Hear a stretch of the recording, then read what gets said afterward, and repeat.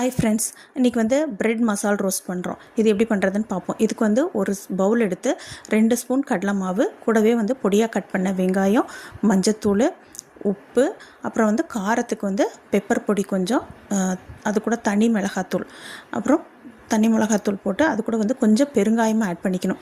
எல்லாம் ஆட் பண்ணி நல்லா மிக்ஸ் பண்ணணும். இது கூட நான் 2 முட்டை எடுத்துருக்கிறேன். நான் 4 to 5 ஸ்லைஸ் பிரெட் டோஸ்ட் பண்ணுறதுனால 2 முட்டை எடுத்திருக்கேன். உங்களுக்கு அதிகமாக பிரெட் இருந்துச்சுனாக்கா முட்டை நீங்கள் அதுக்கு தகுந்த மாதிரி ஆட் பண்ணிக்கங்க. அதுக்கு தகுந்த மாதிரி கடலை மாவு, ஆனியன் எல்லாமே கொஞ்சம் அதிகமாக எடுத்துக்கோங்க.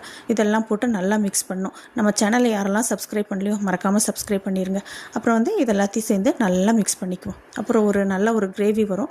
சப்போஸ் நமக்கு இது பத்தலைன்னா கொஞ்சம் வாட்டர் ஆட் பண்ணிக்கணும். ரொம்ப திக்காக இருந்துச்சுன்னா கொஞ்சம் தண்ணி ஊற்றி மிக்ஸ் பண்ணிக்கலாம். நல்லா லைஸாக கிடச்சிடும். அப்போ தான் நமக்கு இது பிரெட்டில் இது ஒட்டும். இது அதுக்காக இந்த மாதிரி பண்ணலாம். கூடவே கொத்தமல்லி தலையும் போட்டு நல்லா மிக்ஸ், கருவேப்பிலை கொத்தமல்லி ரெண்டுமே ஆட் பண்ணியிருக்கோம். எல்லாமே போட்டு நல்லா மிக்ஸ் பண்ணிவிட்டு இப்போ பிரெட்டை இதில் முக்கி அப்படியே எடுத்து போடலாம். தோசைக்கல் நல்லா காஞ்சதுக்கப்புறம் சிம்மில் வச்சுக்கோங்க.